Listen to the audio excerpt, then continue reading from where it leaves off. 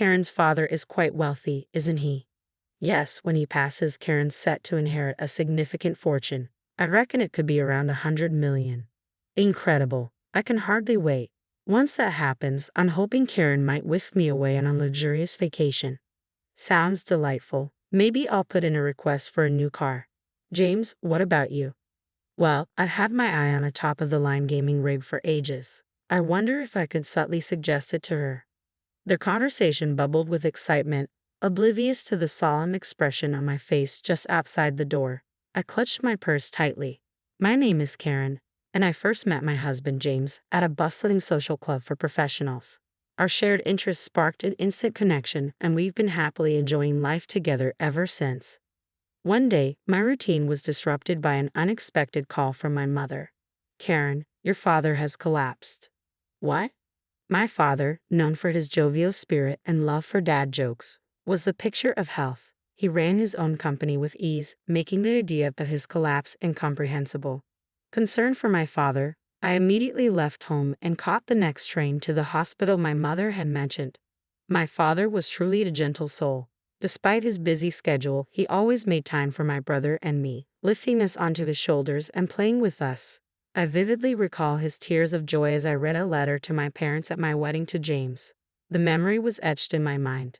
The thought of such a man falling ill was heart-wrenching. Refusing to accept the news, I hurried to the hospital where my mother sat by my father's side. As soon as I entered, my mother turned to me. Mom, how's Dad? Is he okay? Karen, please let's stay calm and I'll explain.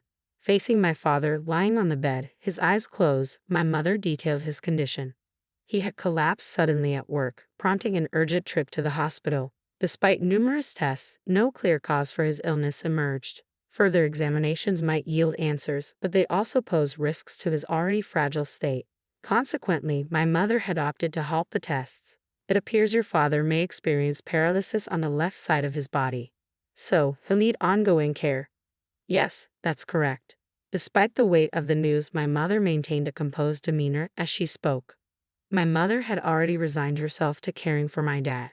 Contemplating this, I sensed my mother's resilience, yet I was also consumed by sadness at the prospect of my father's changed state. Struggling to contain my emotions, my brother burst into the room. How's Dad? He asked, breathless. My mother repeated the details of my father's condition to him as she had to me. Mom, you can't do this alone. I'm nearby. I'll come help. Thank you, but you need to prioritize your own life. You have your own family now. My brother, understanding, nodded. I understand. My brother had married years before I did and now has a 4-year-old daughter. The one with more flexibility in their schedule is me, the one without children. However, it would still take me an hour by train to reach our childhood home. I might be distant and it could take some time, but I won't leave all of this burden on you and Mom. If there's any change with Dad, don't hesitate to inform me. Agreed, but Karen, did you inform John before coming here? I suddenly realized I'd left home in a hurry without informing John. Seeing my expression, my brother added, be sure to reach out to him. He must be anxious. Leaving the hospital room swiftly, I found a quiet spot to call John. As soon as he answered, he asked, Karen, where are you? I'd been worried sick. Hearing John's voice offered some comfort, yet tears welled up as I explained that my father had collapsed and would require care. Your lively dad. John's shock was palpable, yet his gentle words offered solace. Grateful for marrying him, I informed him on my return home. His gentle response was, I'll prepare dinner.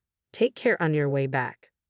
With my father set to spend the night in the hospital, and my mother and brother returning home, I opted to head back as well. Arriving home, I found John had prepared my favorite meal. It must have been rough. Have something you love to lift your spirits, he said, pulling out a chair for me. His kindness moved me to tears. While John typically remains composed, his warmth during my lowest moments always touches me deeply. Thanking him for his support, I retired to bed early that evening. The following morning, feeling a bit more composed, I approached John with the idea of assisting in my father's care occasionally. He readily agreed. It turned out that John had already informed his parents about my father's condition, and they offered their assistance with household chores during my absences. I was pleasantly surprised by the full support extended by John's family. When I called to express my gratitude, John's mother chuckled and reassured me. Your father is like family to us. Don't worry about a thing. John's parents, much like him, typically exude composure. Their arrival at our home with smiles and offers of help with chores left me momentarily stunned, a gesture of familial warmth I hadn't experienced before my marriage. Initially, I had perceived my in-laws as somewhat distant, but perhaps I had misunderstood. I made sure to express my heartfelt gratitude to James and my in-laws for their unwavering support in caring for my father. Once a lively conversationalist, my father's ability to speak fluently was hindered by the paralysis on his left side. Yet there was a glimmer of hope in his right-handedness. Using a whiteboard, he conveyed his needs and shared his signature dad jokes through crude drawings and written messages, lifting our spirits despite his near-constant confinement to bed. While my brother offered assistance, it was predominantly my sister-in-law who took on the caregiving role. With her background in caregiving, she patiently and kindly instructed both my mother and me on how best to aid my father. My mother, and I harbored concerns that my sister-in-law might balk at caring for my father, who wasn't related by blood. However, to our relief, she welcomed the responsibility with open arms. Her cheerful declaration, "Your father has brought me so much joy. Now it's my turn to bring him happiness," illuminated her kind nature, reaffirming my belief that my brother had chosen a remarkable partner. While my brother may have found an exceptional spouse, I found solace in knowing that my own spouse was equally supportive. My entire in-law family rallied behind me in my caregiving efforts, always inquiring about my father's well-being whenever I visited to assist him. Their genuine concern never failed to touch my heart. Yet I couldn't shake the feeling that perhaps I had misjudged them. One day, as I left home to tend to my father, I realized I had forgotten my wallet upon reaching the station. Frustrated with my own absent-mindedness, I returned home. On days when I went to care for my father, my in-laws would often lend a hand with household chores, so I anticipated they might find my blunder amusing. As I re-entered the house to retrieve my wallet, I overheard a conversation between James and my in-laws in the living room. "Are we certain Karen's father isn't about to kick the bucket? I'm tired of this waiting game." "Huh?" Pausing mid-step, I questioned whether my ears deceived me. Leaning closer to the living room door, I caught their conversation with clarity. "Speaking of which, how much does Karen stand to inherit once her father bites the dust? We've been playing nice, but it only makes sense if we're getting a hefty chunk. Her old man's loaded, you know. What he croaks, she's set to rake in a fortune. I bet it's over 100 mil, right? Geez, that's insane. I'm counting down the days. Once her old man kicks it, I'm hoping she'll whisk me off on a vacation." "That sounds lovely. Maybe I'll put in a request for a car." "James, what about you?" I've been eyeing the top-of-the-line gaming rig for ages. I'm wondering if I can drop a hint for Karen to get me one." Their conversation bubbled with excitement, unaware of the storm raging behind the door. I clutched my wallet tightly, channeling all my emotions into that grip. Anger, frustration, and sadness churned within me, a turbulent whirlpool of thoughts and feelings. Careful not to disturb James and his family in the living room, I slipped out of the house, my mind still reeling. Their sudden kindness felt suspicious, tinged with the scent of greed. My father's inheritance loomed large, a tempting prize for those with less than honorable intentions. But I couldn't bear to entertain the notion that my in-laws were eagerly awaiting his demise. Lost in my turmoil, I found myself sitting on a bench at the local station near my parents' home, the echoes of James and his family's laughter haunting my thoughts. "I won't forgive them. Never," I muttered under my breath, seething with anger. I vowed to exact revenge on James and his conniving family who valued my father, the man who raised me with love, solely for his wealth. Pretending ignorance of their callous conversation, I played along, maintaining my usual polite facade and expressing gratitude for their concern about my father's health. Determined to turn the tables, I resolved to exploit James and my avaricious in-laws for all they were worth. I extended my visits. I dedicated myself to caring for my father while unceremoniously delegating household chores to my in-laws. My money-hungry in-laws readily complied with any requests I made. I noticed the subtle tightening of their faces and James' expression at times, but I paid it no mind. A year passed, and my father's condition deteriorated further. Though the doctor assured me it wasn't urgent, I couldn't shake off a sense of relief. However, when I shared the news of my father's declining health with James and my in-laws, their barely concealed grins betrayed their true intentions. It was the moment they had been waiting for. With resolve, I handed them the divorce papers. Thank you for all your assistance. Please let's part ways. As I made my declaration, James and my in-laws were stunned into silence, but I remained composed as I delivered my prepared speech. So, James, mother-in-law, father-in-law, it's clear you were eyeing my father's inheritance, weren't you? I heard everything. Mother-in-law dreaming of vacations, father-in-law longing for a new car, and James craving that gaming computer. Am I right? I can't stay with people eagerly anticipating my father's demise. The expressions you wore just now were repulsive. It was as if I could see straight through to your crass desires for money upon my father's passing. My words seemed to strike fear into them, their faces frozen in shock.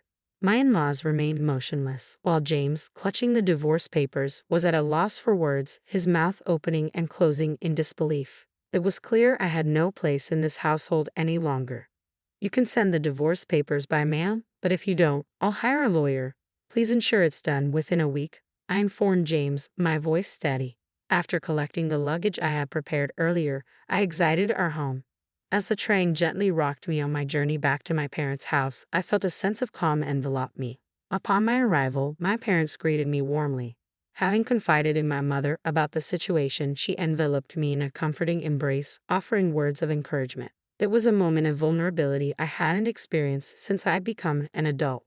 The following day, James and my in-laws arrived at my parents' home. Choosing to remain hidden, I observed from afar. When my mother opened the front door, I watched as James and my in-laws knelt before her. We apologize. We want to apologize to Karen. It seems there's been a misunderstanding. Please allow us to apologize to her properly, they pleaded. Misunderstanding. My daughter overheard your conversation. It seems you've been eyeing my husband's inheritance. I don't want any association with people like that, my mother declared, her tone sharp and final. Despite her dismissal, James persisted, pleading to see me. I can't allow it. Karen doesn't want to see you. She doesn't seek apologies. She wants those divorce papers filled out. Have you done it? Hand them over, my mother demanded. Please, just one more chance, James pleaded, desperation creeping into his voice. As James cried out, the sound of a cane tapping echoed from within the house. Turning to look, I saw my father, leaning on his cane with my sister-in-law's support. Father-in-law? James's mouth fell open at the sight of my father, whom he had only heard about. Holding up a whiteboard, my father conveyed a powerful message. I won't surrender my daughter to someone who can't bring her happiness. Grant her wish and proceed with the divorce. The message, penned with resolve, seemed to strike a chord with James and my in-laws more than any other words spoken. It was evident they realized further debate was futile. Slowly, James rose to his feet, followed by my in-laws. I've completed the divorce papers. Here they are, James announced, handing the documents to my mother. He assured her he would inform me once he had filed them with the city hall. With that, my mother bid them farewell. Emerging from my hiding place, I expressed my gratitude. Thank you, Mom and Dad. My mother responded with a gentle smile, while my father let out a hearty laugh and wrote a message on the whiteboard. A father's duty is to protect his daughter until the end. Reading those words on the whiteboard, tears welled up in my eyes. Despite the paralysis on his left side, my father's kindness and love remained unchanged. I had mistakenly believed that he was no longer the father I knew, but it couldn't have been more wrong. He was still the same dependable father who always prioritized my well-being. Dad, I wish for you to live a long, happy life, I whispered, my voice choked with emotion. With tears streaming down my face, I expressed my wish to him, and he responded with a beaming grin. Since then, James has returned to his parents' home, seemingly leading a quiet life with them. As for me, I've adapted to the routine of caring for my father while juggling work commitments. It's a hectic life, but I remember how my father always made time to play with my brother and me when we were young. With that memory in mind, neither my brother nor I feel burdened by caring for him, no matter how busy we become. Despite being partially bedridden and having lost weight, my father's spirit remains unchanged. His infectious laughter and love for dad jokes continue to brighten our days. My sister-in-law often remarks how caring for my playful father brings her joy, allowing us to maintain